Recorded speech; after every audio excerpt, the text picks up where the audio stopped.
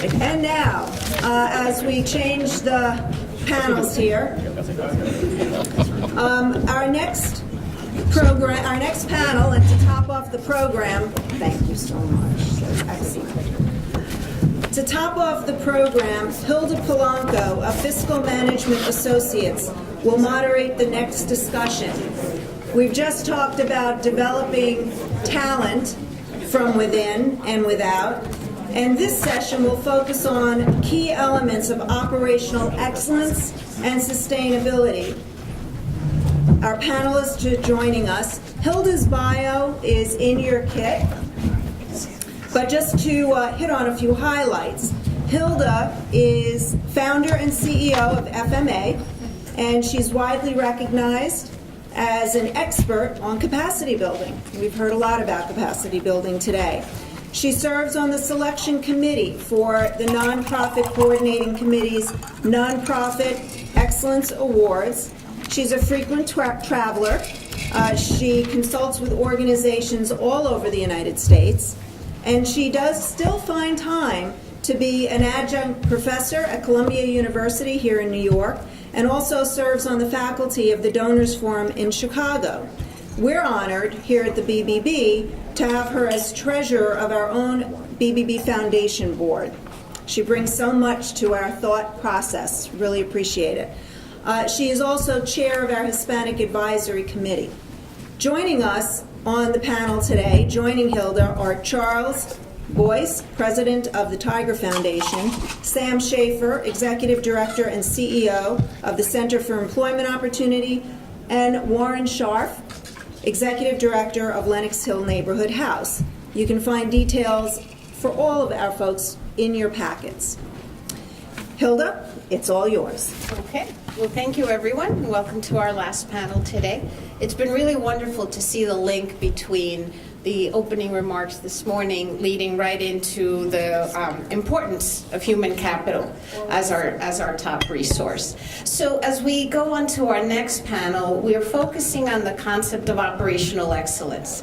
And if you Googled that term recently, after we went through the transparency, the accountability, this year, it's more focused on the sustainability and operational excellence. And how can we, with what we all acknowledge are very limited resources, how can we gain the greatest impact from everything that we do?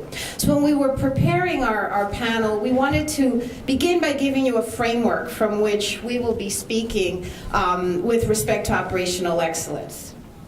And so what in your package is a copy of this slide for you to refer to in the future. And when we think about operational excellence, we wanted to leave you with an idea. And that idea is that we think operational excellence is a way of thinking, a way of behaving, striving for continuous improvement. So as you heard our panel on human capital, training never ends, coaching never ends. It's about doing what we do, the best that we can do it as the world around us changes. And when we thought about what are the components of operational excellence, as you can see, the first here in the framework is around the people, and the people operating at their greatest potential with effective communication, yielding what we call healthy teams that are really making the smartest decisions. We also believe part of operational excellence is having the integrated systems, the technology, the automation that yields efficient workflows and lets people, again, I heard John say people want to be with champions, that lets people really promote those champion behaviors. And if we have all of those things, we really believe that your management teams will make data-driven decisions that will lead to the ultimate word, right, the sustainable business model. So we've put a panel together that we believe brings some interesting perspectives from a very well-known and appreciated funder here in New York City to an organization that has been growing tremendously and has brought us national reputation and pride here in New York. as well as an organization that's part of the community for many, many years and has really shown a commitment to, no matter how long you're in business, you're always in business to operate in the smartest and most efficient way. So with those perspectives, we're of course going to start with our funder, and the Tiger Foundation takes pride in supporting general operating support, which, as we heard this morning, is something every organization is looking for. And in general operating support, funders often look at this concept of operational excellence and what does it mean within the operations of the organization. And so, Charles, when you at the Tiger Foundation think about operational excellence and what you'd like to invest in, what do you think? Yeah, I would start just by saying thanks for can you hear me? Thanks for having us here. It's probably a bad idea generally to start with the funder, but in this case, I will answer the question, then defer to my colleagues Sam and Warren, who we at Tiger have the benefit of supporting both their organizations in CEO and Lenox Hill. And so while it's true, absolutely, that we are a general operating support funder and try to be, I would echo what Karen said at the outset when she echoed Chuck Hamilton, formerly of the Clark Foundation, in talking about sort of targeted general support. So for instance, in the case of CEO, we fund just their programs in New York City, and it's fairly general support of those programs. It's not, geared towards specific staff lines or specific functions. It's the premise sort of being, we understand your leadership, we understand your organization, and we understand the outcomes you've had programmatically. If we can get behind those things and can believe in those things, we're going to trust in you to invest the resources however you need to continue to effectively run your programs in New York. We don't support the Tulsa work, the Oakland work, et cetera, because we're a New York City only funder.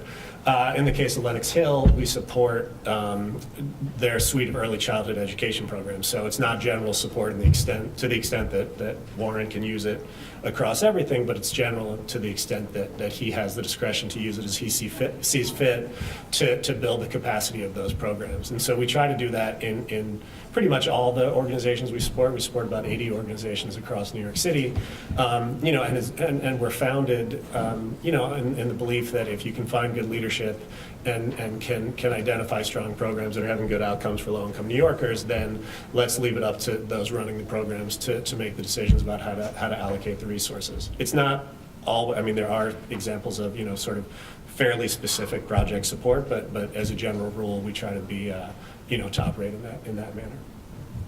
Thank you. One of the things that we have seen is very, very critical is this idea, as I mentioned, of automation and systems and data management. And so with Sam and CEO, there's been tremendous effort and accomplishments and sort of groundbreaking activity around this issue of data and data management and how data is so critical to getting to being able to prove your impact to funders and others. Sam, would you share with us some of your highlights and low points around data? Absolutely, and it's so interesting how data is critical both to proving our efficacy, but also to managing our program better. All the components of operational excellence that we could be talking from talent to finance to compliance to data measurement and then program management really is all in service of achieving CEO's theory of change. And I know for all nonprofits out there, your own theory of change or the variety of programs that you're utilizing. So, while it's not initially to everyone the most exciting topic, and it wasn't initially to our staff the most exciting topic, it's something that we're passionate about. And we've tried to integrate as closely as possible and align as closely as possible with our program. And so just to maybe the briefest background on CEO, it should be relatively easy for us. We're a single issue organization, right? We only work with one population, people coming home from prison, and we only provide employment services, right? And so if anyone should be able to do it, I think we'd be a poster child just given the clarity of mission and recognize that for so many of you, how hard it is when you're working across multiple program areas. Like many coming into the 2000s, we were a case file organization, right? You met with a client, you filled out a profile, you put it in the file, you weren't there that day, your colleague could go pick up the file. Not necessarily sustainable, and the number of data points when someone was coming into our life skills class from parole, when they were going on to a transitional work site where they're paid by CEO, to when they're matriculating into a full-time job, there's thousands almost of transactions that are critical and all the data behind them that we can aggregate. And so we moved to Salesforce.com starting in 2007. And now, I can't say we're paperless because we have plenty of audits that require paper, but virtually paperless organization where every activity of a CEO participant is tracked on a web-based platform that we built ourselves. Very hard to build the systems here, the technical knowledge, technical know-how, and the investment, critical to have support from folks like the Tiger Foundation and Charles.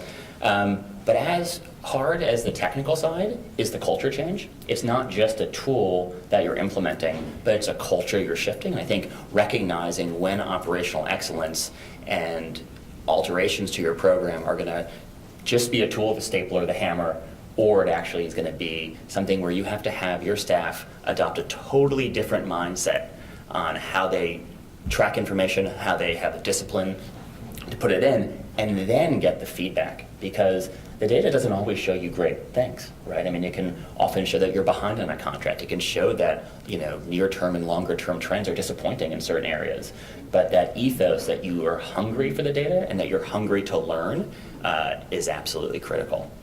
And I'd say, we can certainly get more into this, but it's achieving some baseline competency is a status, not a threshold. And so in all of these domains, there's sort of year-to-year challenges and new things that come up. But on data capture and then using it for performance management, it's not like you achieve some state and then you're permanently there where all staff is utilizing these systems perfectly. It takes constant vigilance, constant upkeep just to onboard new staff and even to get older and more experienced staff to continue to use these systems. And we hear often in the world of capacity building the value of change management and recognizing it and realizing that we used to do it one way and now we need to do it a different way, and I'm not comfortable with that. Would you share, Sam, some of the ways that you've addressed helping folks come along? I mean, the first panel talked about training and investing in human capital, and changing the way you do what you do is such a critical part of that. And I think we started early by saying, here's this tool, everyone use it, and we're going to train you on it, and how hard can that be? What's the problem here? Now we have a unit of 3, which is largely dedicated just to providing Salesforce.com training. And that meant that between getting to this point today where we're investing heavily and continuously in this system and training in this system, and 2007, that's a bumpy road between those two spots. And there were certain staff who, for a variety of reasons, were highly resistant to capturing all this information. So they're meeting with a participant, they're calling an employer, they're not documenting it. We're trying to live by this ethos. If it's not in Salesforce, it didn't actually happen. That led to the separation of at least 3, probably 4 case managers at CEO. 1 or 2 just, despite continuous training, weren't, for whatever reason, I don't think it was technical knowledge, there was some deeper resistance. They thought, I've been doing this job well for several years, I don't need to use this system. The downside was it was harming our participants, right? If we're not able to capture this information, because it's such an integrated set of activities at CEO, and that you're not just one person who's working with the individual, that means that the job coach down the line can't pick up the file and say, I know what's happening, I know how to best serve you. And so, now when we hire, we're looking for these competencies, and sort of like if someone says, I'm really, in an interview, I'm really anxious to see data, we're sort of like, okay, you come on in. So we try to develop screening questions that at least show us, that someone not only has a passion for our work, but an appetite to engage in these conversations on a team level. Thank you, Sam. Thank you. Warren, would you share with us a little bit of how Lenox Hill thinks about operational excellence? And these sort of 9 frameworks that we put up here on the screen mean that sometimes you make decisions. They're not the most popular decisions, but you make decisions to achieve this state of being. So why don't you share some of those with us, Warren? Thank you, Hilda. So I'm going to use a case study of everything that didn't work, everything I did wrong. I like Hilda's chart. We try to think of these now as not separate things, but how do you think of them all together to make your programs run? But I'm going to, with all apologies to my friend Joe Gervin, who is my former colleague, I'll use an example of something that really we failed at miserably for years, and then kind of what I learned, hopefully, from this, but I'm sure I'm making a lot of the same mistakes. We ran a large for us home care agency, a licensed home care agency when I arrived, called The Caring Neighbor. Everybody said, thank you, Nancy, everybody said it was a really good program. I had never run a home care program before. A lot of things didn't look right to me when I got there, but who am I to tell? I would have thought pretty quickly that I don't think we had the right staff. It didn't look like we had the right reporting lines. We didn't have the right organizational structure. The people at Lenox Hill who knew how to run these things weren't involved in these things. It was a technology-based a lot because home attendants have to call in and get paid. We didn't have fiscal staff. We couldn't seem to find the right fiscal staff. We had a lot of wires coming out of closets that were the central hub. So when I think about everybody with their multiple screens and benchmarks and, and desktop analysis and effective thinking, I think, okay, we didn't have that. And so I'd say there were other problems with it, but then what didn't I do? I didn't do anything about it. I went about my business looking at other things at Lenox Hill. And eventually, I guess we thought, maybe we should close this. And we didn't. And so I think one of my key takeaways of this is it's important to, we hear a lot of things today from us, from others, about all the things you should do. No one can do 10% of all the things we're hearing today. I can't onboard people and train them and reward them and analyze them. I can't. But we should stop doing things that we either don't do well, not just programmatically, but we should stop doing them and concentrate on what we do well. So it kind of occurred to me finally maybe we should stop it, but I didn't. When I took the job, my father's big advice to me was, it's 113 years old, don't screw it up. And I think, given what we read in the papers today about, lots of our peers, it haunts me. There's a lot of people who depend on us, our clients and our staff. We finally decided to stop this program, but first I didn't want to stop it. I thought, that's a failure. I could make it better. I'll fix it before I turn it over to somebody else. None of that worked. If I look at Hilda's chart, we probably would have. HRA liked us, the city liked us because we were very good at providing service. We weren't really so good about getting paid for it. Because that's not what we do at Lenox Hill. We take care of clients. So finally, I'd say that, I don't know why, we finally decided, because I think actually we were at a board meeting and the board president looked over at me and said, do you want to run this program? And I went, no. And so that was it. It wasn't this great. I didn't have a consultant. We didn't hold ourselves to the things I'd like to think that we do now. And then we closed it. And I think some of the benefits of closing the program were we weren't really good at it. There were people who were much better at doing the same program. They had size, and this was a $15 to $18 million program, and there are people who just have a lot more resources to devote to it. They were much better at it. None of our clients would lose care. They would all get taken care of by somebody else who was better at it. The unionized workers, which we had, actually got all picked up by other union shops. So it was like nobody knew we did this. Our funders didn't know we did this. So I think my big mistake and my big takeaways from this are, I'd say, if it should have been an easy choice if I just looked at facts. I didn't actually need some deep drill down. This could have been an easy thing to decide. So I think sometimes in trying to make all these things work, risk, insurance, IT, accounting, financial performance, charities thing, fundraising, staff development, staff promotion, clients going home at night, I think some things you're not good at, I would encourage people, if it's a program or a person or an individual thing, stop doing it. And I would try to stop doing it more quickly than I would have in the past, because I could have saved years of my life and some of my colleagues and a lot of agita, technical word, if we had stopped it. So I'd say stop doing it and focus all those resources on John and Jeffrey's onboarding into their organizations. If that's what you think you need to be better at, you can't do everything. Stop. Thank you.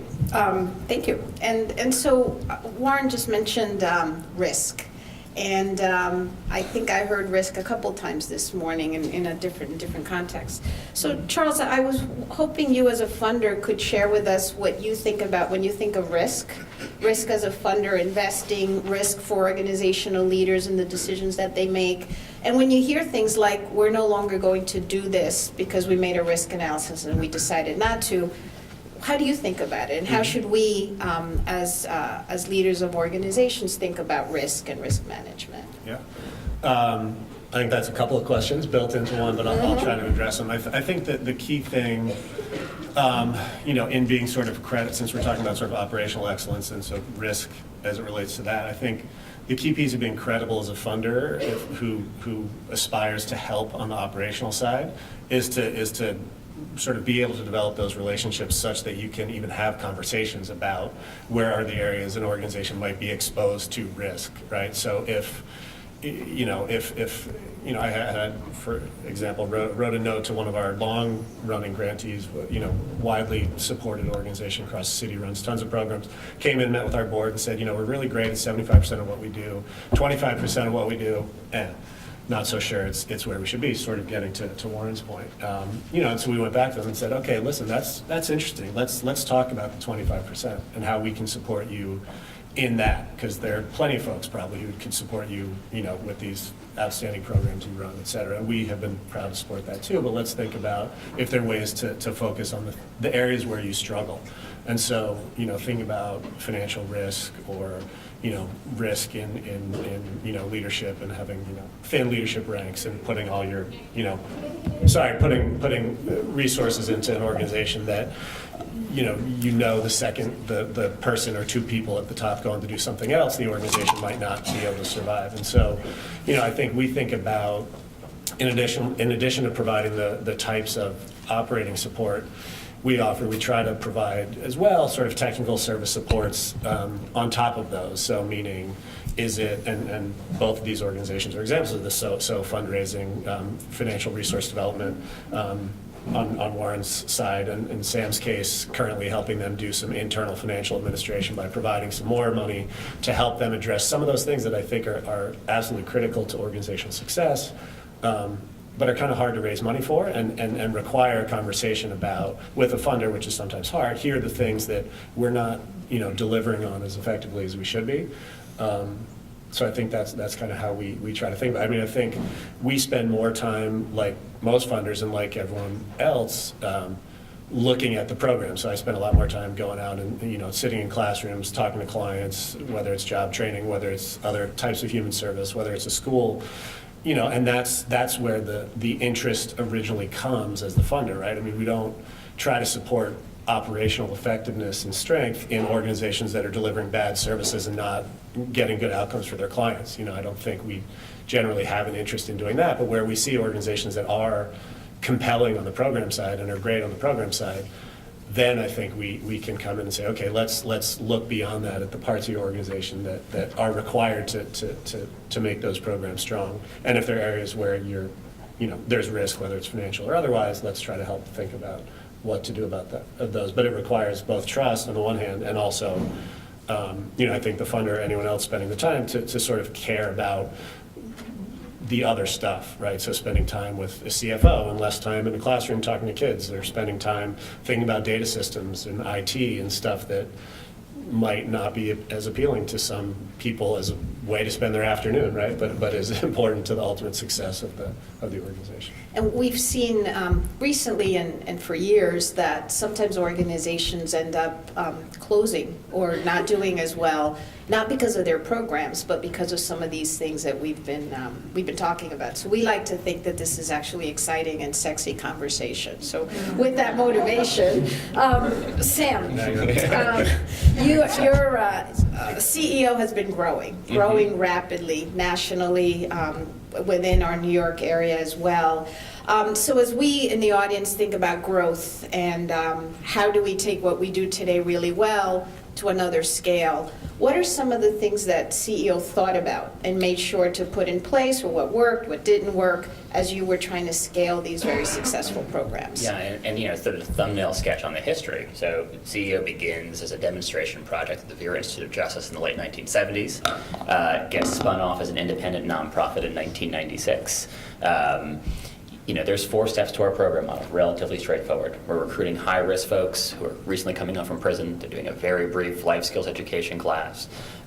That's immediately leading to a transitional job working for CEO. Concurrent with that, we're trying to place them in a full-time job in the private sector, and then 12 months of retention services. So the first step in sort of thinking through this national growth is, 1, solidifying the program model, establishing what our theory of change is, right? We're trying to achieve 2 goals, long-term attachment to the labor market and desistance from crime.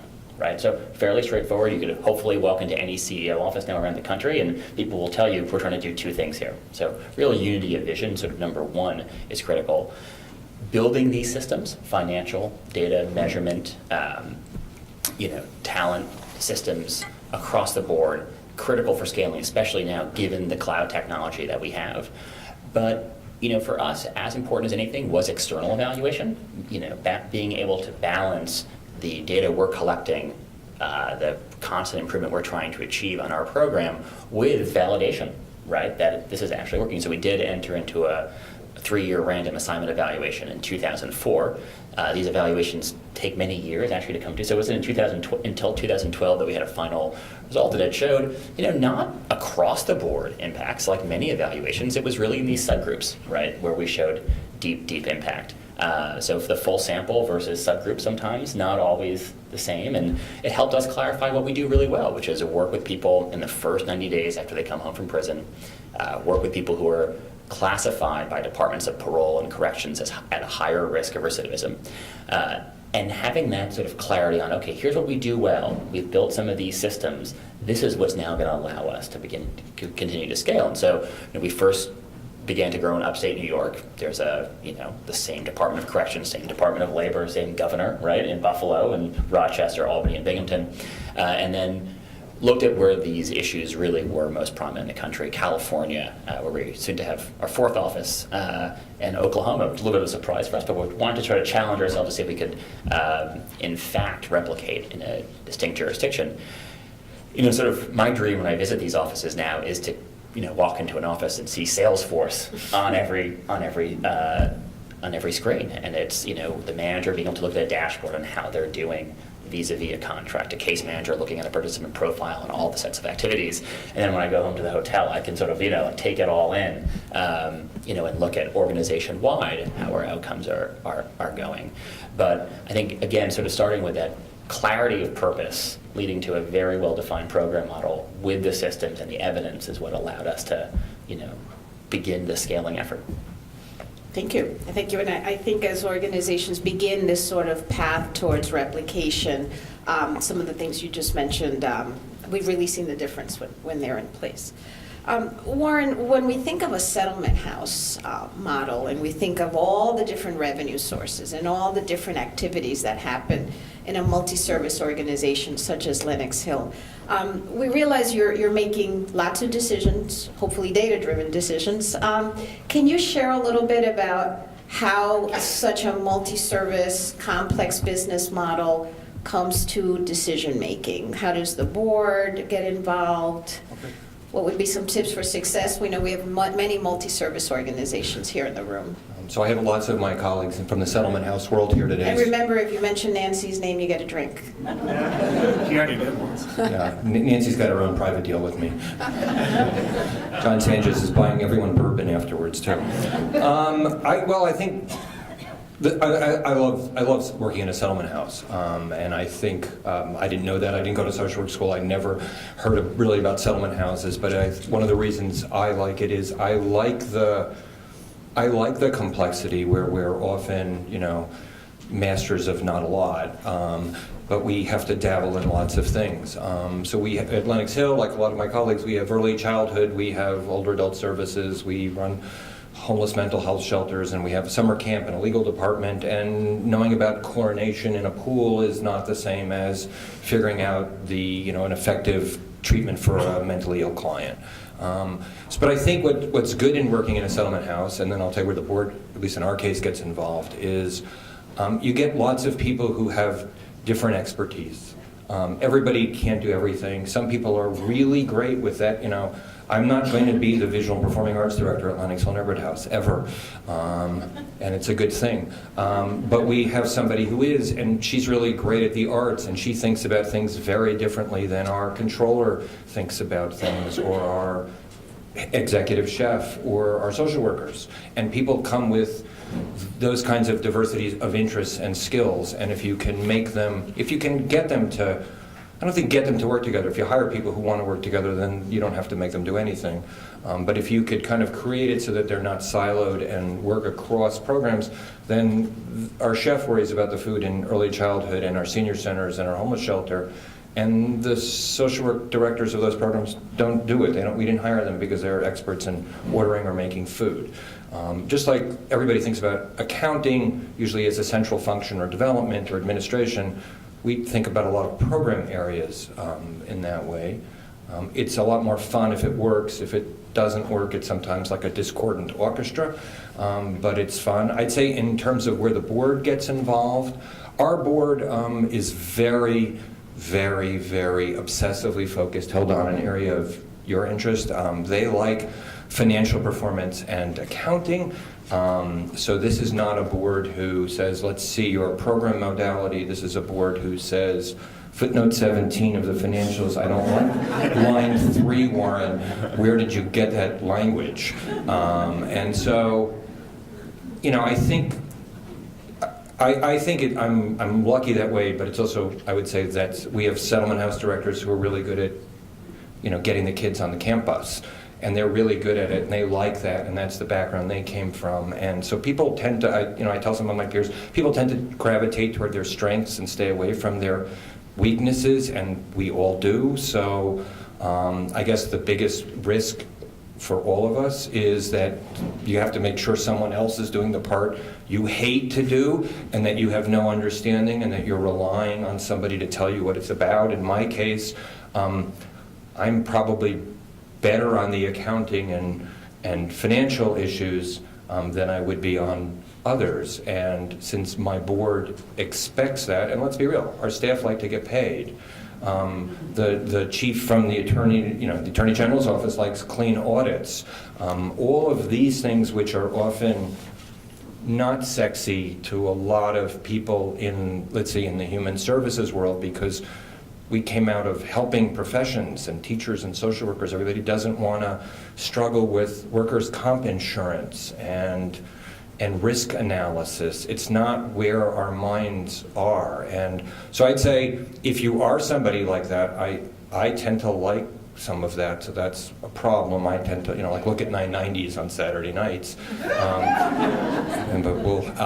which is a real problem. But I would say if you're not that person, and I looked at the list of who's here, and you're the ED, or you're the senior person, or then you just have to make sure there's somebody on your team who does it. You can't hire, one of the diversities is making sure you've got, unless you're a one-person shop, try to get somebody who complements you, who is interested in the things you're not. So following in the rule of gravitating where you feel comfortable, I'm going to ask you an extra question around the finance. Okay. And again, there's a lot of focus today on the board, governance, financial oversight. This morning we heard how did the board hear about it? So it would be great to hear from you how you struck a balance where you feel comfortable that you're providing what the board really should be provided around financial status and financial health, and that the board is sort of keeping you honest on that question. Good question. So listen, obviously everything works better if the people on your team can do it. So I'm fortunate that the controller who I inherited, who's still the controller, is a fabulous controller. So, and we actually added, back to the question of inside, outside, a lot of positions at Lennox Hill we can't promote from within because there's no bench in a lot of jobs. There's no one the lifeguard doesn't become the aquatics person. The person who may be the good program accountant can't necessarily or often be the controller. I'd say financial key driver of everything. So I'd say I have a small but great team. There's only been one new face really in the 12 years that I've been the executive director. 3 are CPAs. They have the other 3 are all have accounting degrees. They work hard and understand the program people and like the program people, because I hear a lot about separation for that. So I think there's, we'd all like all kinds of information. A hard part is figuring out what information you actually need and what you can't, because we get swamped, and so often we're looking at the wrong data. What are the things I like? I actually like, unfortunately, drilling down sometimes a great way, and we had lots of paper files, but now we don't. So I get monthly budget to actuals, obviously things like that. We love Excel at Lennox Hill Neighborhood House. I'm not good at it, so there's another thing. So got to get somebody who can do all my Excel spreadsheets. I see my former chief program officer who is an Excel star. But we keep track of deltas, things that are happening, and somebody tells us we're not going to get the money. I like to see a little farther out. I'm working on budgeting, but I'd say a big switch for us is we cleaned up the chart of accounts a couple of years ago, which was a nightmare. We had a chart of accounts from 1906, and we no longer have horses at Lennox Hill Neighborhood House.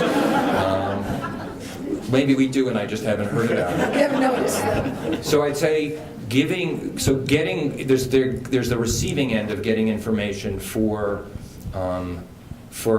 senior staff to look at, from things like who's going over their hours to require union coverage, and what's the overtime look like, and those things take time to, not just to build, they take time to figure out what the question is. I'd say on the board end, our board some of them like to dial in and see the endowment daily, and they do that on their own. So having systems that allow for me not providing the information, but for them getting it, I sit on vacation and transfer the money to the payroll account for the segregation of duties, but now that Chase has a very nice app, it's very easy to do, whereas a couple of years ago it would not have been easy to do. So I think systems like that, when we switched our fundraising software, which is another challenge, now everything's scanned and I can see every invoice on my desktop without asking anyone. So a lot of systems that are automated that seem like they're going to be a pain. There's a great amount of time that's spent to evaluate which is the choice, and is it the right choice, and can you afford it? But it tends less to do, I think, with money and more with your time, which is more precious often than money. And how can you see the information? And then I'll end this part with, it can't all be done in one day, and I'm not done. I'd say the important part of, I think, thinking through this discussion is as Sam said, I think they started in 2007, and he's way ahead of all of us, certainly us, and it's still a work in progress. So I think it's important to remember that it's really, Emerson, it's the journey. It's not really the destination. You're never, ever, ever going to be done. And I would vote that financial and accounting, which are not the same, but accounting processes that work, that give you information, help you to make decisions, and I'd move that up on most people's list. Thank you, Warren. I agree. Sam, are there any other examples where you've seen technology really make a difference for the organization?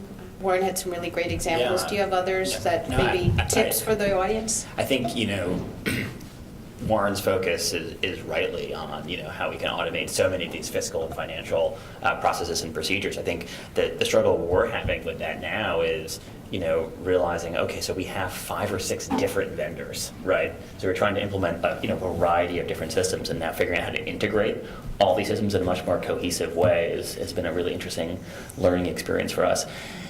I think some of the exciting stuff comes on the program side too, right? How can you put some of these tools in the hands of your program staff, and how can you put some of the tools even in the hands of your participants?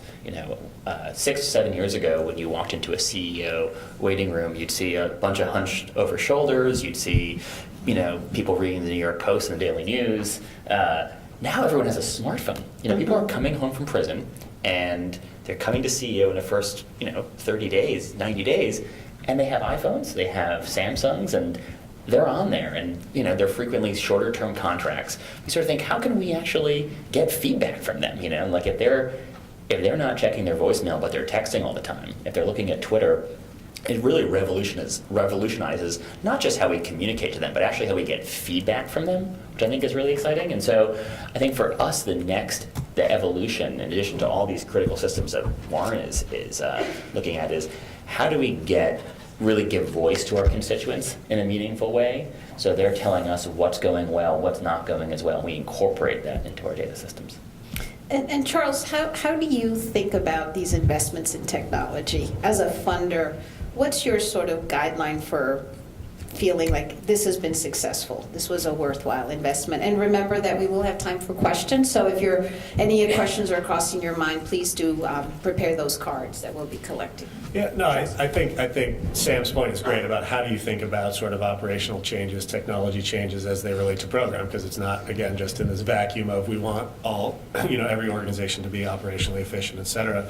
And so I think where, as a funder, if there are places where you can really see, quantify that link kind of between, a technology investment in anything, I mean, whether it's program, whether it's finance, whether it's whatever, and can connect that to what how it's influencing programs, either directly or indirectly or over a longer term, because it's not necessarily the case. You're going to see sort of, make some technology improvements, and next year you're going to see program outcomes increasing X%. So I think if we can understand through conversations with leadership of the organizations we're supporting, where they're finding value in those types of investments, then we're absolutely happy to consider conversations about would we help put resources there. It comes back to sort of the general operating question, right? If that's what's going to help ultimately drive programmatic success, then that's the type of thing we should be helping to put resources into. I would say also about that link between sort of the operations and program. Operational weakness is really apparent to the people inside any organization.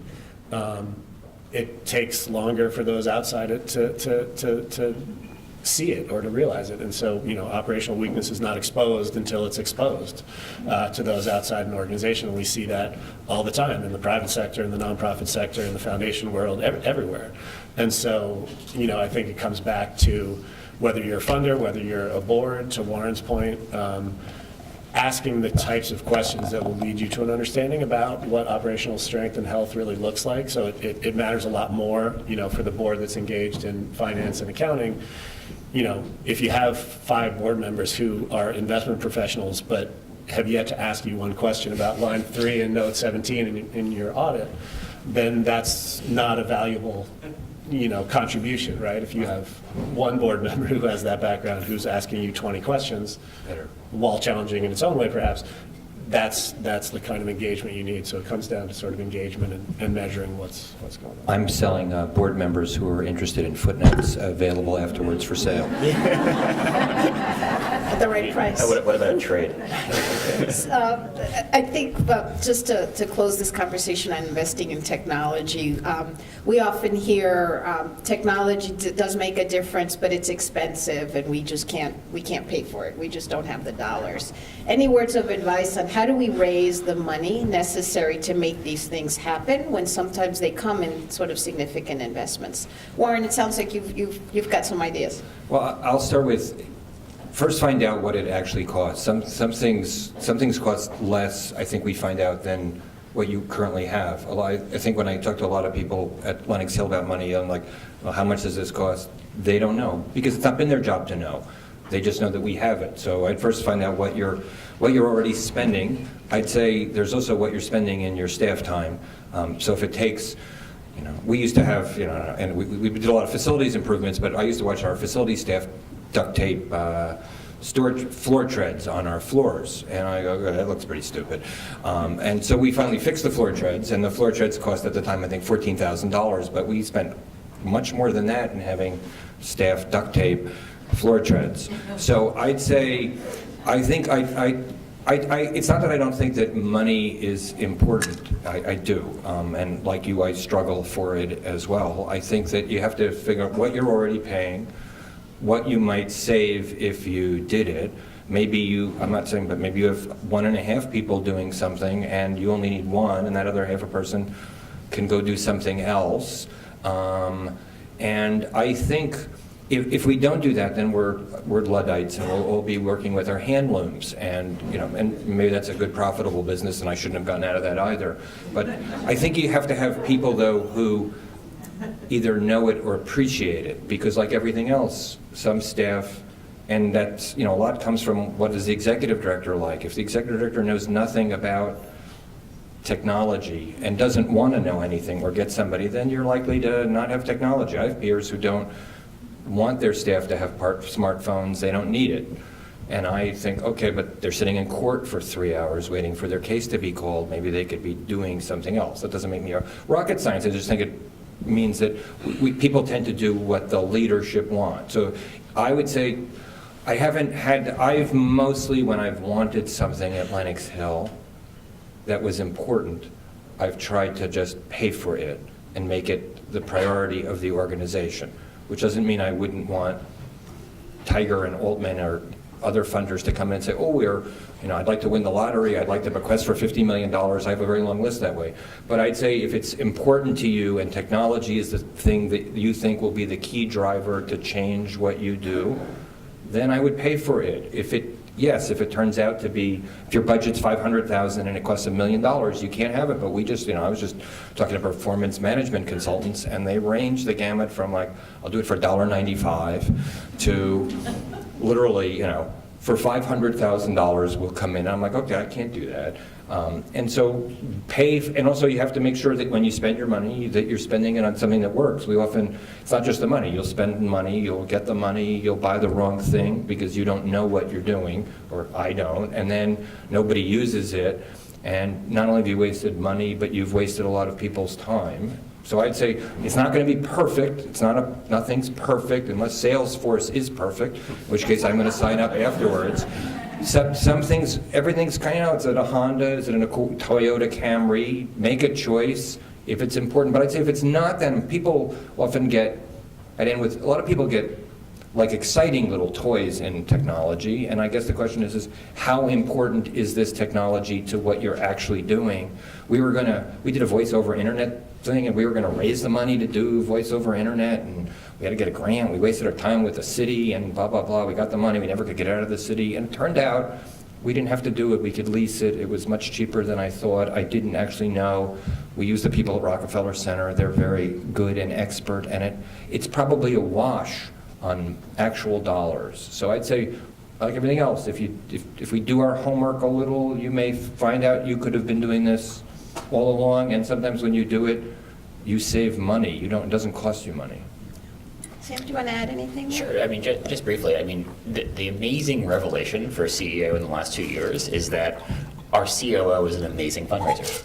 And here's the person who oversees HR, who oversees data collection, who oversees finance, and that when he's given the opportunity to tell the story of why a great audit is what positions CEO for growth, when he can tell the story of why a database is what led to really positive independent evaluation, I think it's been selling really well. And so last year, we sort of looked up and said, oh my God, we now have these 10 sites around the country, our budget's increased by 35%. We need to completely overhaul our fundraising and our fund development activities. And a lot of it was moving what, one consultant said we had a heroic model of fund development where it was just a few people, bringing in all no one felt like a hero.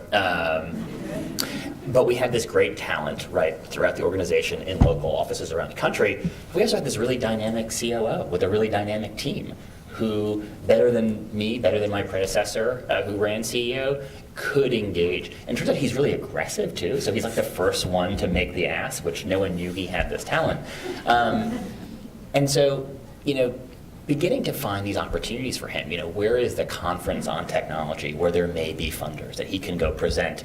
And there's been a little bit of the back and forth with him. It's like, there's been a handful of occasions where he sort of wants a new toy, like I really want to do this project. You're, fantastic, go raise the money for it. Mm-hmm. And it doesn't mean that the challenge of raising unrestricted dollars to cover IDC is not remaining for us. That's still a very, very real challenge, that the classic, government's going to pay 10%, right, on overhead, and so that actually creates more of a challenge for us. But there's sort of this one little glimmer of hope here that we're going to continue to exploit. Well, we certainly don't all have COOs who are top fundraisers, but I think the idea that the storytelling, what will these investments yield in terms of program outcomes and in terms of impact, sounds like a really great rule of thumb. So we have some questions from the audience. Thank you for your feedback to date. And this question is about the data. And so you've talked about the right data. And I'm going to ask everyone to sort of respond to this because I think it's a really wonderful and on-the-mark question. How do you determine what is the right data? How in your organizations or as a funder do you think of the concept of KPIs, key performance indicators? Do you have them? How did you come to them? Anybody jump in? I can start. Yep. If that's helpful. Yeah, I mean, I think at best, collecting all this data is confusing, and at worst, it's obfuscating, right? And it can totally throw you off track. For CEO, the first step in figuring out what these key performance indicators or KPI was our theory of change, right? And so one of the challenges we have is we don't get good criminal justice data. So we're really, this is, everything from arrests to parole violations to reincarcerations. This is stuff that is across multiple systems, sometimes multiple cities and states, right, where people reoffend. So really focusing on the workforce side, and making some choices, right, that job placement was important, but how do we balance that with initial wage at job placement and longer term retention? And so we've made some organizational decisions, and I think, it doesn't mean that it's partly what we value and what our vision is for the future of how we've chosen these measures, that we want people to find this immediate attachment and we want it to persist. It's probably meant that on wage growth, we haven't been as disciplined, right? So we have made some trade-offs in establishing these KPI, but it really did begin, and what we drive for in performance, but it really did begin with that, theory of change, and then what are the things that we value collectively to get there. I'd say ours is somewhat more ad hoc. A lot is not what we determine we want, but what others determine for us what we have to give. So that's often the government in our case.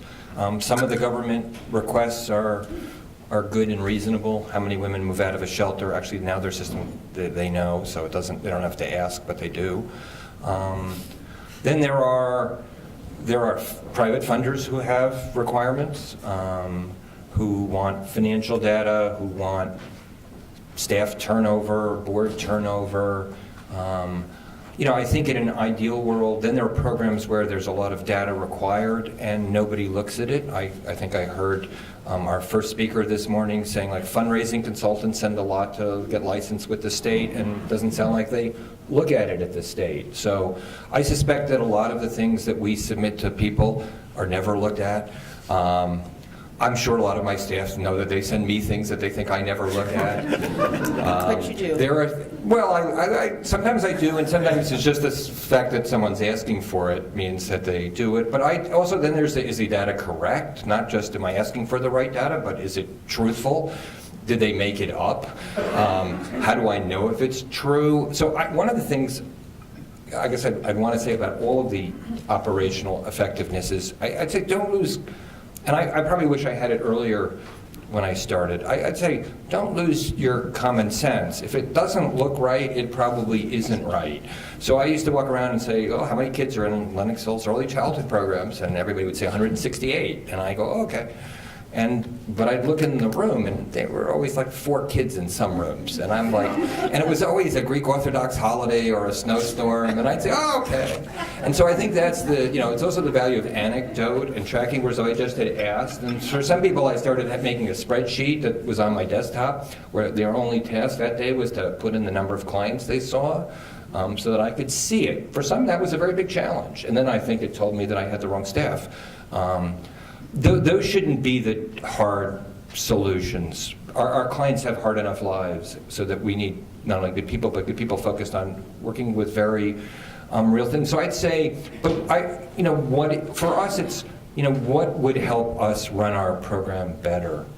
But that becomes often a very long list. And, for Tiger Foundation, where we report on outcomes in early childhood, we have actually very detailed, not because of us, actually, Head Start providers around the country have, very key, I can give you little Johnny or little Warren who's in the back and is not learning.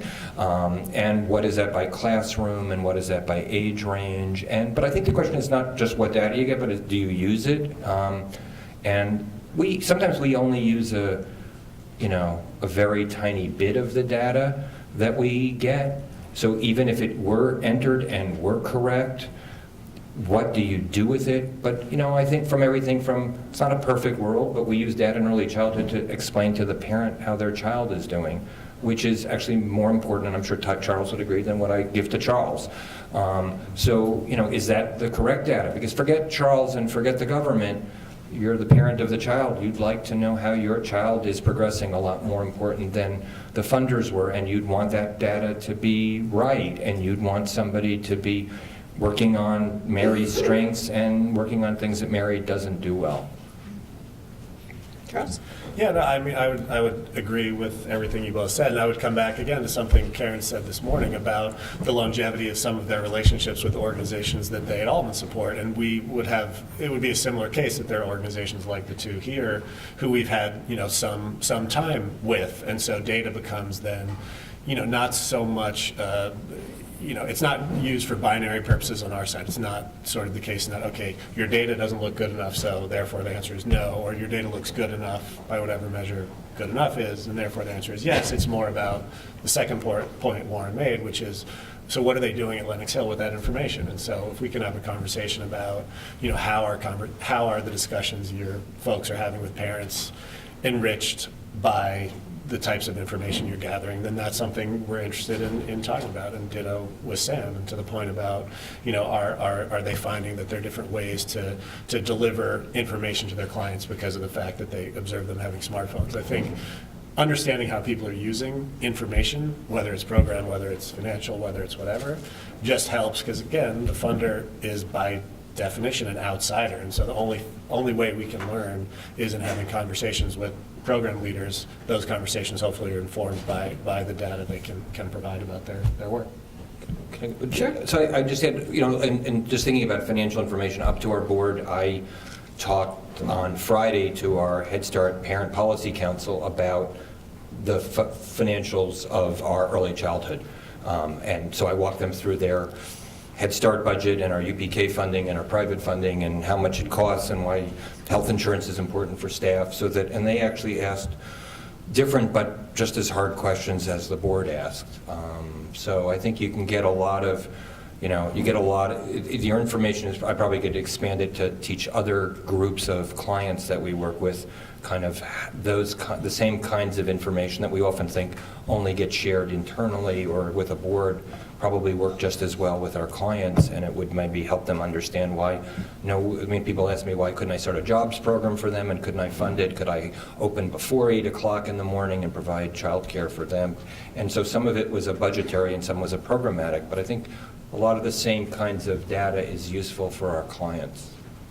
So we had several questions. I'm going to pick one last one. And before I do that, I do want to say that it's certainly no coincidence that these two organizations and the Tiger Foundation are here together.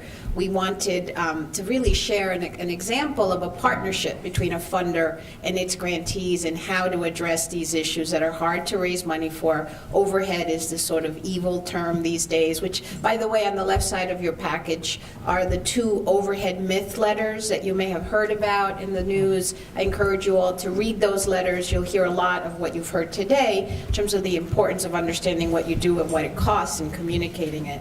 This is a really specific question, but I know one that comes up often, and it's around the issue of cybersecurity. And what are you as an organization thinking about with that risk that brings together the operational issues, the programmatic issues, the security of data? Sam, Warren? Yeah, we pay about 400 individuals daily on our transitional worksite. So this has been, forefront of mind, and have discovered more check cashing scams than I think, than I think some banks were even aware existed. And so we start thinking about, how then personal identifiers, that are put online are impacted. You sort of think, well, that happened to Target. How would that ever happen to a nonprofit in New York City? I think we're behind the curve there pretty significantly. I think we're probably much more focused on financial compliance and daily payroll, and I see our former temporary CFO here, Paul, who can attest to sort of all the protections you have in that domain, but much less so on our employee data records and on our participant data records.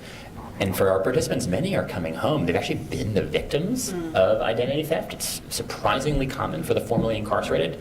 Just you can imagine, right? Like a credit card comes in the mail. You're away for 3 or 4 years. Someone picks it up, a neighbor, frequently a family member. So you come back to already sometimes a very, very difficult, not just difficult financial situation, but just difficult identity situation. And it's really on us to not make that any worse, to help you solve it and not add to it.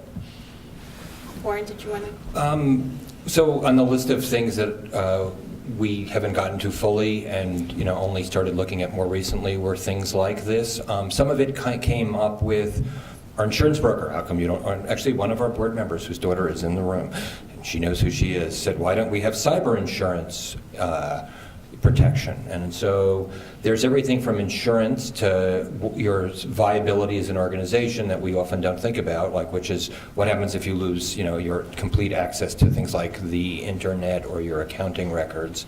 It actually happened with the hurricane because it turned out like some of the offsites, routers were down below 14th Street in Lenox Hill, so then we didn't have access. And it's like everybody else who you bring in who's a consultant, they tell you, well, you should have a backup and a backup to the backup, and the backup should be in Iowa, and the president should be escorted there personally. And I'm like, okay. And so then is this worthwhile to pay for in your choice of things? So I'd say a lot of what we've been working on, not as the highest priority certainly, but just as one of the many priorities is where are your internal servers and who has access to those servers? Are those servers in a locked room? And if your auditors, probably a lot of your auditors often had an IT kind of component to your audit, which would ask you a lot of these questions. And for people who don't know, how often do you change your passwords? And then I started reading password protection things by Microsoft. Not that I know about this, and I really, Microsoft said all the changing of passwords is stupid, and most people forget their passwords, and then they write their passwords down, and they're always their dog's name or their child's name, 1, 2, 3, and then that actually leads to cyber breaches. So, but I'd say things but I would start with where are your accounting things kept? Where are your servers? Who has access to this? And if you don't know, which a lot of us probably don't, I would start thinking about who should just get a list of 10 questions and start with those. Charles, did you want to add anything? No, only as it relates to sort of privacy issues. I would make a related comment, not necessarily about cybersecurity. Don't, as a fundraising professional in an organization, send data to foundations that have clients' names on them. You'd be surprised how many times we get names of minor children, long lists of names of people in programs. We don't do anything, we throw them out. They're sent to us with the intention of providing information that we're asking to about programs and things like that, but I would just be conscious, and it ties to the sort of how do you protect client information, and then how do you protect other information. Just, there's so many things we can't control about who's accessing our internal systems, but control the things we can control, I would say. Thank you, Warren, Sam, and Charles, and I want to thank you all. I want to be respectful of your time. No event would be complete without an evaluation. Please do take a minute to complete the form before you go, and thank you so much. Thank you. I want to thank Hilda, Charles, Sam, Warren for an excellent session. We started out this program with the theme of designing the future for success and sustainability, and we've talked about talent, developing it, we've talked about operational excellence, but there are so many other topics we could talk about, and in fact, we will be. Just so you know, this symposium is just one of a series. We don't look at this as a one event. It takes place throughout the year. And we will be doing a program on March 18th about fundraising, which is all part of this program. And that is presented by Julie Flock and Candace Meth of Eisner Amper, one of our sponsors. And by the way, KPMG, Emblem Health, the New York Community Trust, and Eisner Amper, thank you, thank you, thank you. And on April 29th, we will be doing a program on budgeting. So that's a second workshop, again, sponsored by this same symposium group. Julie Flock and Candace Meth of Eisner Amper will be doing that one too. Now, we mentioned cybersecurity today. That too is one of, in the Better Business Bureau's realm of things that we focus on. Because keep in mind, 112 Better Business Bureaus, part of a federation, we too were the victims of phishing scams. And so we found out that as a system, we were only as good as our weakest link. And yes, there's the Better Business Bureau of Metro New York, but there's also the Better Business Bureau in Littletown, USA. And they too were saying, what? What is cyber? You know, so we really needed to address the most basic things. So even within the Better Business Bureau, we do and sometimes support other organizations that do programs on this for nonprofits. So keep your eyes open, because I'm sure that that's something that we will be focusing on as well, because we want you all to have this information. There is no reason why in today's society, there are things that you can do, believe me, I know, that you can do for lower amounts of dollars. The most basic things, like our panelists have said, knowing as the exec what's going on in your operation, knowing the type of information you're collecting, knowing what's happening to it. Those are basic things that don't cost you anything to, well, it could cost you a little bit, but they don't cost you anything to know. So before I go off on a tangent, details on everything is in your kit. I just want to thank you all, too, for being here today. I know how crazy we all are. I want to thank all our sponsors, committees, panelists, staff, and we will see you on March 18th for the next one. And don't forget your evaluations. Thank you so much.